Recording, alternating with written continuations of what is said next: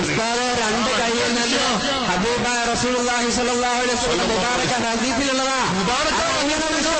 വിശദീകരിക്കരുത് എന്നാണ് പറഞ്ഞിട്ടുള്ളത്. നിങ്ങൾ കേട്ടോളി, മുബാറക്കായ ഹദീസാണെങ്കിലും ഷറഫാക്കപ്പെട്ട ആയത്താണെങ്കിലും അതിലൊക്കെ പറഞ്ഞ മുത്തശാബിഹാത്തിനെ സ്വീകരിക്കേണ്ടതിന് പണ്ഡിതന്മാർ ഒരു പൊതുവായ തത്വം പറഞ്ഞിട്ടുണ്ട്.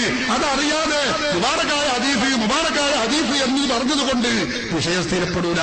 മുത്തശാബിഹാത്തായ ആയത്തുകളും ഹദീസുകളും ഏത് രൂപത്തിൽ കൈകാര്യം ചെയ്യണം പണ്ഡിതന്മാർ പറഞ്ഞിട്ടുണ്ട്. സലഫിന്റെ മദ്ഹബുണ്ട്, ഹനഫിന്റെ മദ്ഹബുണ്ട്.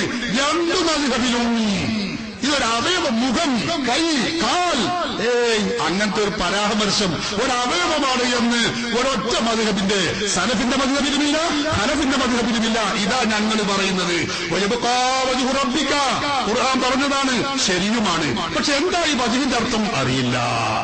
നിങ്ങൾ പറയുന്നതോ അല്ലാതെ മുഖമുണ്ട്, മുഖം തന്നെയാണ്. എങ്ങനെയാണ് ആ മുഖം അതറിയില്ല. അത് പറ്റൂല എന്നാ ഞങ്ങൾ പറഞ്ഞ തമ്മിലുള്ള വ്യത്യാസം.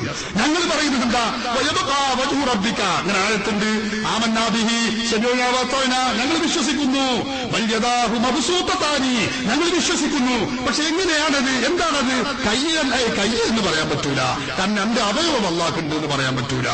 ഇതാ ഞങ്ങൾ പറഞ്ഞത്. നിങ്ങൾ പറയുന്നതോ, നിങ്ങൾ ഞങ്ങളെ കുറിച്ച് പറയുന്നതല്ല, ഹുസൈൻ സലഫി ഉൾപ്പെടെയുള്ള മുജാഹിദുകളെ കുറിച്ചാണ് പറയുന്നത്. അവർ പറയുന്നതോ രണ്ട് കൈ അല്ലാഹുണ്ട്.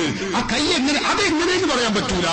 അങ്ങനെ ചെയ്യാൻ ഇതാ ഞങ്ങൾ പറയുന്നത്. സലഫിന്റെ മദ്ഹബിലും ഹലഫിന്റെ മദ്ഹബിലും ഇത് കാണാൻ, കാണിച്ചു തരാൻ ഒരാൾക്കും സാധ്യവുമല്ല. ഇതിനെ പറ്റി എന്തെങ്കിലും പറയാണ്ടെങ്കിൽ വെറുതെ ഇങ്ങനെ നമ്മൾ സമയം കളഞ്ഞിട്ട് കാര്യമില്ല.